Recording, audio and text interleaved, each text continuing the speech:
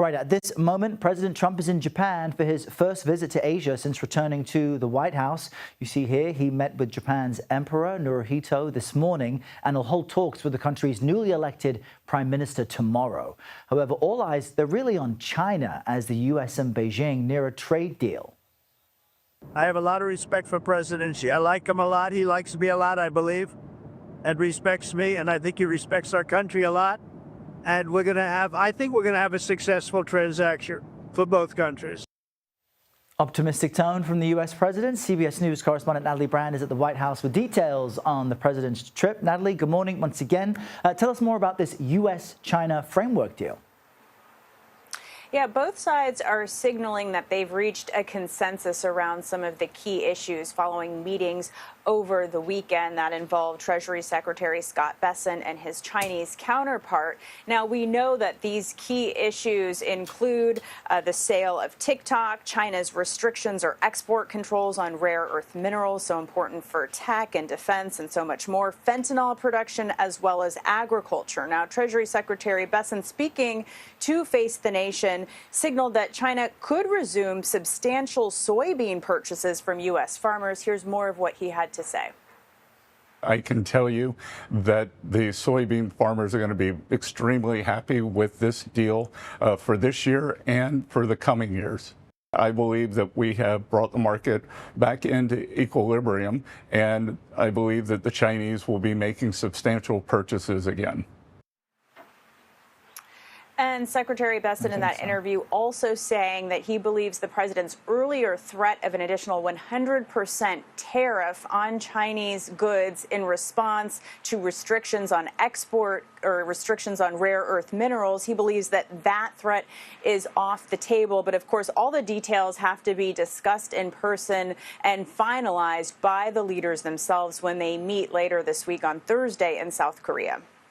Smart to get threats off the table before a one-on-one chat. Natalie, I also want to ask you about the news of a U.S. warship docked in Trinidad and Tobago. And viewers may not be aware of just how close that nation is to Venezuela. How is the Venezuelan president, Maduro, viewing that action? Yeah, well, he is calling it a hostile provocation and threat to peace in the Caribbean. As you mentioned, where this ship is docked in the capital of Trinidad and Tobago is really essentially right next to Venezuela, and it comes on top of the deployment of the Navy's largest aircraft carrier, the USS Gerald Ford, to the region as well. Maduro accusing the U.S. government of trying to fabricate a, quote, eternal war against his country. Now, the Pentagon, for its part, says that the enhanced U.S. force presence will, quote, bolster the U.S. capacity to detect, monitor, and disrupt illicit actors and activities. The Trump administration has said this is all about countering narco-terrorism. But as we've been talking about, Errol, a lot of lawmakers, Democratic lawmakers, say they want much more information, the intelligence behind this operation, and they are very worried about the legal justification of the series of strikes, deadly strikes we've seen on alleged drug boats. All right, we'll keep our eyes closely attached to this. Natalie, thank you very much.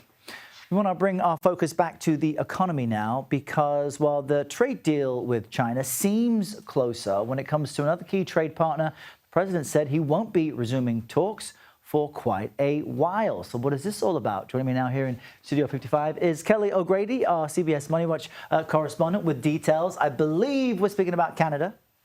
And a little bit of China, too. And China. Well, as far as the country he won't develop a conversation with. We've got the Dow Jones next to us. That's just a snapshot of this morning's markets. Seem to be in positive territory. But internationally, what kind of reaction are we seeing to the U.S.-China framework of a deal? So, I mean, what you're seeing right now with the Dow, I mean, we just hit a record high. Investors are excited about the possibility of a deal. You rewind maybe a week and a half ago, 2 weeks, the president threatened that 100% tariff on China, and that was a big drop, one of the biggest drops in a single day that we've seen since going back to April when you had all of that back and forth between those two countries and many others.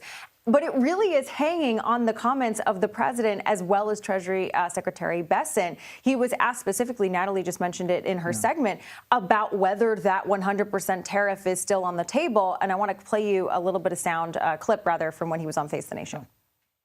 I believe that that is effectively off the table. I'm not going to get ahead of the two leaders who will be meeting in Korea on Thursday, but I can tell you we had a very good 2 days, so I would expect that the threat of the 100% has gone away, as has the threat of the immediate imposition of the Chinese initiating a worldwide export control regime.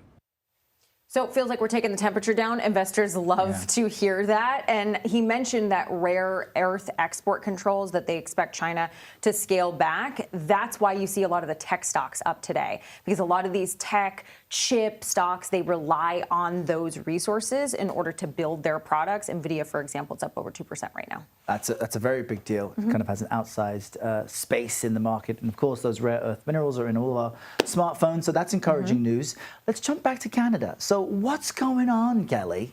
Oh, it's a lot of back and forth. What's going on with Canada? It's a lot of back and forth. So at the end of last week, the Premier of Ontario, he ran this ad that featured a snippet from a speech from President Ronald Reagan saying that tariffs essentially are bad for the economy. They slow growth. And the president took offense to that because Canada left out an important part of that speech where Reagan said that in certain circumstances, tariffs are a good thing to do.